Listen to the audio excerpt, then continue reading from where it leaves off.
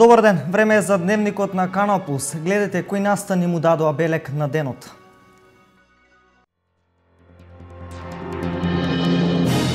Балкански шампионат на одбојка на плажа ќе се одржи во Виница од утре до недела.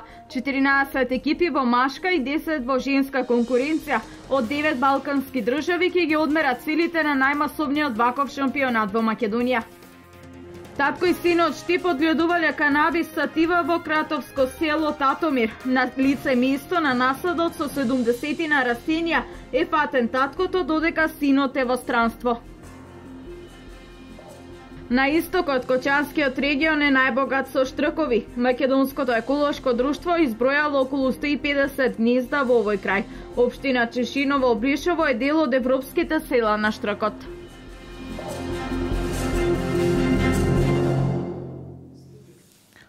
Втор ден од уписите на факултетите на Универзитетот Гоце Делчев и понатаму интересот е најголем за медицинскиот факултет, а голем интерес има и за техничкиот факултет. До денес напладне бројот на кандидатите на УГД изнесува 1200 кандидати. УГД очекува голем број кандидати и во вториот уписен рок. Заврши вториот ден од првиот уписен рок на Универзитетот Гоце Делчев во Штип. Прелиминарната бројка на запишани студенти е 1200 и е според очекувањата од раководството на универзитетот. Продеканот професор доктор Емилија Јаневич Ивановска истакна дека бројките процентуално се исти како и минатата година, како и заинтересираноста за одредени факултети. Според очекувањата на Факултетот за медицински науки, бројката на пријавени кандидати веќе на некои студиски програми како општа медицина веќе е надмината.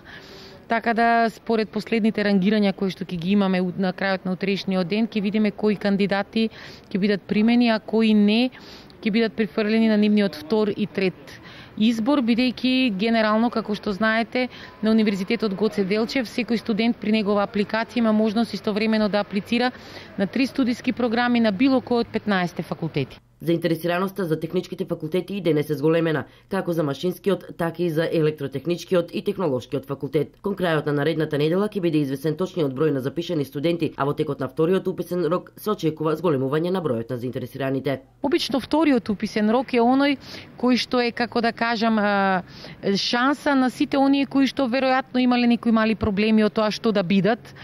Второ, имаме голем број на средни училишта кои што се уште ги нема дадено дипломите. Наредната недела почнува исто така полагањето на државната матура на оние кои што не поминале во јунскиот уписен рок, така да обично ударна е вториот уписен рок е на некој начин ударен за оние кои што дефинитивно решиле што ќе бидат и оние кои што во меѓувреме не го положиле испитот и ќе имаат шанса во вториот уписен рок, кој што ќе се спроведува до крајот на август месец на нашиот универзитет. Продеканот Емилија Јаневич Ивановска упати една сугестија до Министерството за образование во однос на задоцнувањето при нострицифирање на дипломите на учениците кои средното образование го завршиле надвор од државата. Доколку се забрза постапката за нострификација, тие матуранти ќе бидат растеретени од психолошкиот сегмент поврзан со чекањето и решавањето на нивниот статус како студенти, истакна професор доктор Емилија Јаневич Ивановска. Националната установа Универзитетската библиотека Гоце Делчев почна со продажба на книги кои се резултат на владиниот проект за превод и издавање на стручна историска литература и изданија на нобеловци. Листата на наслови за продажба содржи околу 10.000 книги, а заедно со цените може да се види во библиотеката и на низиниот веб портал. 10.000 книги официјално од денес ќе се продаваат во градската библиотека Гоце Делчев во Штип. Книгите се дел од проектите на владата на Република Македонија. Со ова продолжува динамиката на промоција и пуштање во оптек на нови книги, нови стручни литератури и нови знаења во нашето општество. Непознатата Гоцева мисла, јас го разбирам светот единствено како поле за културен надпревар на народите. Ја води и оваа библиотека, го води Министерството, го води и ја води и владата на Република Македонија, на кој што сме им бескрено благодарни затоа што со овој чекор што го направија, со овие огромни проекти ќе го зголемат културното ниво, единствено нешто, најголемата алатка, највредното нешто што може некој да ти го даде е знаењето и развојот на сопствената мисла. Тоа може да се постигне единствено со овие книги. Рафтовите на оваа читална, како и на сите библиотеки ширум државата, постојано се полнат со нови книги. Љубителите на добрата книга ќе имаат можност да купат научни книги и учебници, од кои се учи и на врвните универзитети. Звезди на светската книжевност, врвови на светската филозофија, психологија со психоанализа, 130 тома македонска книжевност, превод на 130 тома македонска книжевност од македонски на англиски јазик, превод на делата на албанските и турските автори на македонски јазик и македонски искушенија, како и на 5 дополнителни изданија од проектот 135 тома на македонски и на англиски јазик. Цените на книгите се движат од 160 до 700 денари. Сите заинтересирани кои што сакаат да збогатат домашната библиотека, можат да си купат книги во просториите на градската библиотека, секој работен ден од 8 до 15 часот. Насловите и цените на книгите се објавени на веб страната на библиотеката.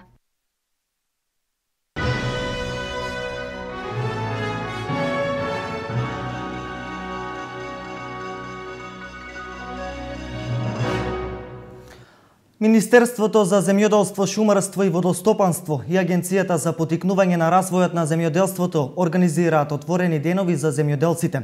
Целта е земјоделците да се запознаат со условите за аплицирање за средствата од ИПАРД програмата. Земјоделците во Штип и Карбенци отворен ден ќе имаат на 26 август. Нова можност за земјоделците за одблизу да се запознаат со одговорите на низа прашања и проблеми со кои се соочуваат во текот на својата работа. Од денес до крајот на наредниот месец за нив се организираат отворени денови. Отворени денови со земјоделците се организираат пред секој или за време на секој повик од ИПАРД.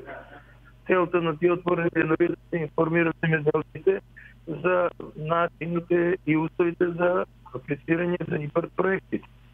Значи, овој оглас од оваа година е втор поред и трае од 1.8. до 15.9. За таа цел се организираат отворени денови за земјоделците, кои што ќе траат од 13.8. до 13.9. Целта на овие средби е преку непосреден однос со производителите да им се објаснат условите и начините за аплицирање за средства од ИПАРД програмата, но не само како на наблюдувачи, туку како на лица кои ќе ги кажат и своите потешкоти околу комплетирањето на документацијата за аплицирање. Само во Штип досега интерес за мерките од оваа програма пројавиле над 30 земјоделски производители. Сите тие, според Ристо Огњанов, засега само се интересирале за условите под кои ќе можат да аплицираат. Подосна, согласно роковите, ќе се поднесува документацијата и конечно ќе се знае кој ги исполнил условите. Според надлежните во Министерството за земјоделство и Агенцијата за поттикнување на земјоделското производство, со отворените денови се подигнува нивото на информираност на земјоделците за можностите за овие програми, а од друга страна институциите имаат можност да ги слушнат проблемите со кои се соочуваат земјоделците при користењето на средства од програмите. Општина Штип се подготвува за пречек на новата група волонтери од Мировниот корпус, кои ќе престојуваат во градот до почетокот на декември. Во Штип ќе се подготват, а потоа ќе заминат во градовите низ цела држава, каде ќе живеат и работат во наредните 2 години. Нова група на волонтери од Мировен корпус од САД повторно ќе престојуваат во Штип од 20 септември до 4 декември. Нивниот престој во Македонија се должи на стекнување работно искуство, да ги споделат своите вештини и подобро да ја запознаат нашата држава. Волонтерите не примаат плата, а трошоците за нивниот престој се покриени од Мировниот корпус. За време на нивната обука во Штип ќе бидат сместени во штипски семејства, кои што ќе бидат платени за нивната обврска за околу 3700 динари за една недела. Пријавувањето на домакините е секој работен ден во просториите на општината. Сите заинтересирани кои сакаат да бидат семејство домаќин на волонтер, подетални информации може да добијат на информативната средба која ќе се одржи на 19 август во просториите на општина Штип со почеток од 10 часот или секој работен ден од 7 до 15 директно во општината каде може да ги добијат сите информации. Посебни критериуми за волонтерите за време на престојот кај семејствата нема. За волонтерот треба да обезбеда посебна просторија со WC, така да нели некои посебни услови за волонтерите не бараат. Храната која што ќе подготвуваат семејствата ќе биде за нив, значи специјално за нив нема потребно ништо се спрема. Аплицирањето ќе трае до крајот на месец август, пошто представници на Мировен корпус ќе ги посетат семејствата кои аплицирале, ќе се направи селекција каде најмногу одговора да престојуваат волонтерите. Татко и синот Штип заработија кривична пријава од СВР Куманово заради одгледување канабис сатива во атарот на кратовското село Татомир. На лице место е фатен таткото, додека синот е во странство. Кумановската полиција вчера уапсила 59 годишен штипјанец кој дошол во околината на Кратово за да го полее насадот марихуана на неговиот син кој во моментот е во странство, соопшти Министерството за внатрешни работи. Во акцијата бил уапсен и таксистот кој 3 пати неделно го носел штипјанецот на локацијата. Станува збор за СГ и ТГ 37 годишен, против кои се поднесени кривични пријави за неовластено производство и пуштање во промет наркотични дроги и психотропни супстанции. Вчера имало наредба за нивно приведување во првиот момент кога штипјанецот се појавил за да ги наводнува стеблата канабис. Од МВР информираат дека на плантажата се откриени 71 стебло канабис високи од 1 до 2,3 метри. Истовремено е извршен и претрес во нивниот дом, каде се најдени уште 5 стебла високи од 100 до 190 сантиметри, кесички семки, како и многу кеси со марихуана. Македонското еколошко друштво спроведе попис на штраковите во Македонија. На истокот се избројани околу 360 гнезда, а околу половина се во Кочанскиот регион. Македонското еколошко друштво со официјални податоци од пописот на гнезда на штракови. Во нашата земја има 817 гнезда на штракови во кои живеат 1023 млади и 1638 возрастни штракови. Од вкупно 817 гнезда, 361 гнездо се најдени во Источна Македонија, од кои 153 се во Кочанско поле. Селата Облешево и Чифлик имаат повеќе од 20 гнезда. Општина Чешиново Облешево го има најголемото гнездо. Оваа општина на истокот е препознатлива по белиот штрк, а од минатата година е дел од европската мрежа на села на штркови, пошто локалната самоуправа реши оваа птица да стане нејзин заштитен знак и да започне поголема грижа за нејзино обстојување. На 5 мај жителите на општина Чешиново Облешево го одбележуваат и денот на белиот штрк, што е карактеристика за целиот оризопроизводен регион. Изминатиот период пописот се спроведен из цела Македонија, а во истиот период попис на штркови се правеше и во европските земји. Популацијата на штркови во Македонија е следена во периодот од 2002 до 2012 година во Пелагунија, кога е забележан пораст од 220 на 320 гнезда. Од Македонското еколошко друштво информираат дека со намалување на старите големи дрвја се зголемил бројот на гнезда во непосредна близина на човекови населби, а посебно по бандирите. Гнездата пак кои се наоѓаат на кровови имаат голема подршка од луѓето кои често и самостојно водат грижа за нивното зачувување. Последен попис на штракови е направен во 1958 година од страна на научникот Јоветич. Тогаш во Македонија имало 1132 гнезда или 315 повеќе од сегашниот спроведен попис, а во нив имало 3576 млади за разлика од сега. Акцијата ја спроведува над 20 волонтери и локалното население во повеќе од 1000 села во државата. Штраковите во Македонија се сметаат за богатство и тие се чест символ во многу легенди и преданија. Хуманитарна акција за погодените од поплавите во Тетовско имаше во Кочани. Утре во Штип Црвениот крст ќе дели прехранбени пакети на семејствата во социјален ризик. Општина Кочани во соработка со Општинската организација на Црвен крст и невладината организација Благородна мисија денеска ја спроведува хуманитарната акција во која граѓаните на Кочани имаа можност да донираат храна, вода и финансиски средства со цел да им се помогне на настраданите од Тетовскиот регион. Денешната акција се спроведе на 2 пункта кои беа поставени на градскиот плоштад и во просториите на Црвен крст Кочани. Во рамките на неделата на хуманоста, а со мотото да ја покажеме нашата хуманост, еве повторно со Општина Кочани, Општинската организација на Црвениот крст и волонтерите од Благородна мисија се повторно во хуманитарна акција, овој пат за настраданите во Општина Тетов, погодените места со поплавите пред 10 дена. Со оглед со искуството од претходните донации, бидејќи дониравме и за поплавените во Босна и во Србија, имаше прием од страна на физички и од правни лица. Овој пат очекуваме да донираат сите за Македонија. Овој пат се однесува за нашите во Македонија. Самата елементарна непогода што го офати Тетово и регионот резултираше со големи тешки последици. За жал имавме и жртви Многу куќи се уништени, многу семејства се останати нели без да се униште, така што е спречено нивното нормално секојдневно функционирање и затоа нели денеска Црвен крест на Република Македонија, општинска организација Кочани во соработка со општина Кочани, невладината благородна мисија се собравме едноставно да ја организираме оваа хуманитарна акција за да помогнеме нели на овие семејства на кои им потребна помош. Црвен крест на Република Македонија веднаш се вклучи во процесот на санирање на последиците од самите поплави со донирање на кебиња, душеци, облека, храна. Исто така и со апели до граѓаните и правните субјекти кои може да донираат финансиски средства.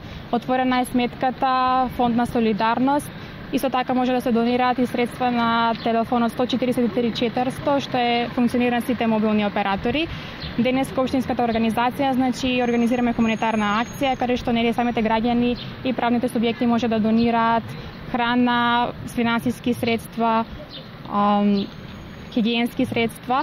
Хуманитарната акција продолжува јутро со почеток во 9 часот. Организаторите апелираат до сите хумани граѓани да донираат средства за да им се помогне на настраданото население од Тетово. Богата музичка понуда подготвува Македонска каменица за денот на градот 28 август. Каменичкото културно лето е конципирано да понуди забава за сите вкусови на бројната публика која се очекува во Македонска каменица. Учесникот во најголемото балканско шоу X Factor Боби Мојсовски ќе биде дел од програмата на Каменичкото културно лето. Освен него, на седмата поред манифестација која традиционално од 25 до 28 август се одржува во Македонска каменица, ќе настапат и познатите македонски бендови Нокаут и Супер Хикс. Подготвуваме добра програма за Каменичко културно лето. Значи, од македонската сцена ќе учествуваат Нокаут, Супер Хикс, ќе имаме културно-уметнички друштва кои што ќе учествуваат една вечер од Каменичко културно лето. Ќе имаме една вечер учество на етно состави од Република Македонија, така да една убава програма се планира од 25 август. Освен овие музички мине на 28 август на самата прослава на денот на градот, во Македонска каменица ќе настапи и едно од најпознатите балкански пејачки Минја Лепа Врена. На 28 август на денот на општината и денот на рударите, кога ќе имаме треба да биде овде Лепа Врена, балканската звезда, и се надеваме дека ќе го привлечеме вниманието на сите граѓани од Источна Македонија да бидат и на 28 август, но и на претходните дни на кои што нудиме една добра програма. Инаку Каменичкото културно лето е манифестација која финансиски е поддржана од рудникот Саса и општината Македонска каменица со материјално-техничка поддршка на локални институции од општината.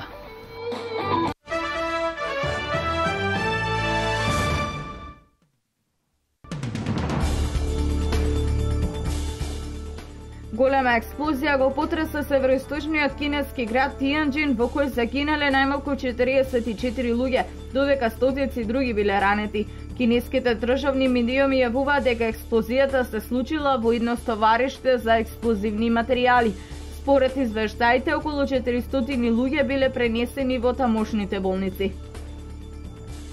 САД вчера ги преследува првите воздушни напади врз целина џихадистичката група Исламска држава со авиони со екипаж од базата Инџирлик во Турција. Коалицијата предводена од САД претходно извршуваше напади со беспилотни летала.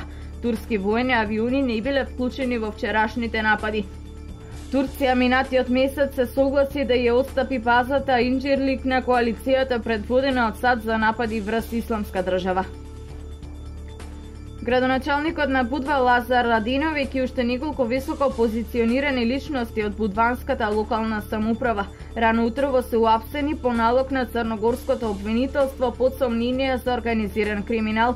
Уапсените се под сомнение дека за време на изградбата на трговскиот центар Плаза во Будва и платоа на плажата Јас го штителе буџетот на општината за повеќе од милиони евра.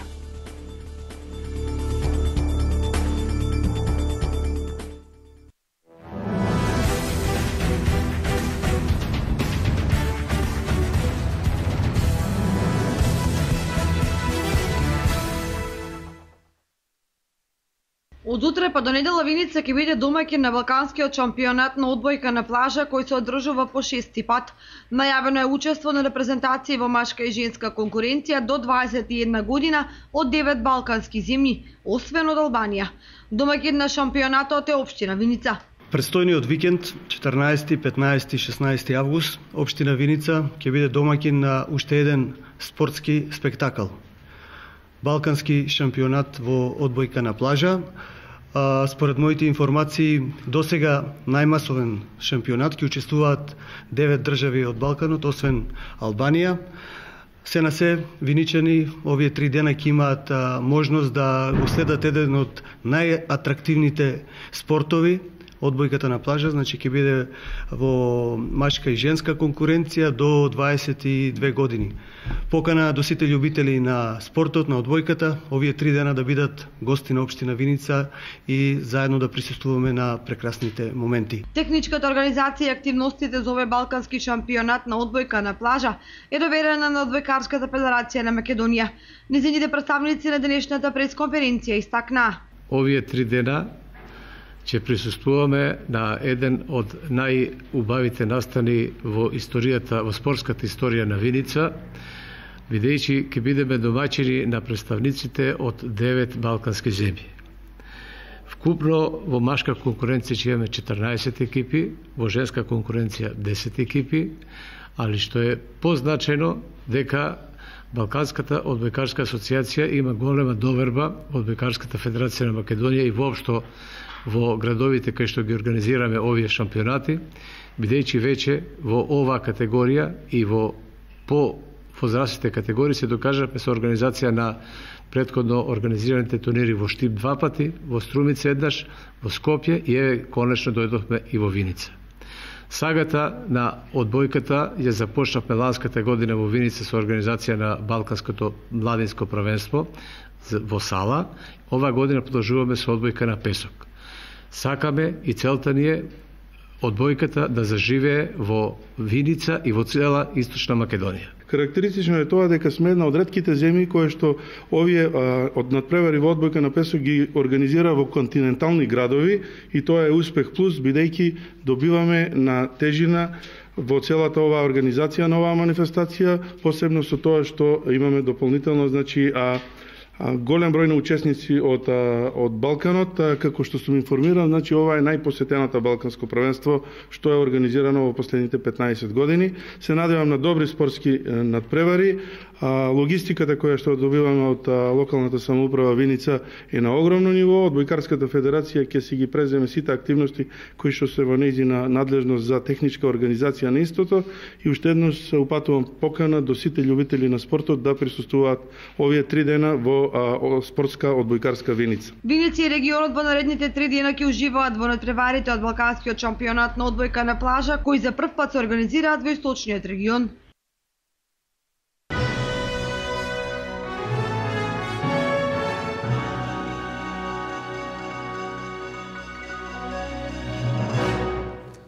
Заврши дневникот во 16:30. Останете со нашата програма. Нови содржини подготвуваме за дневникот во 20 часот. Пријатно пополне.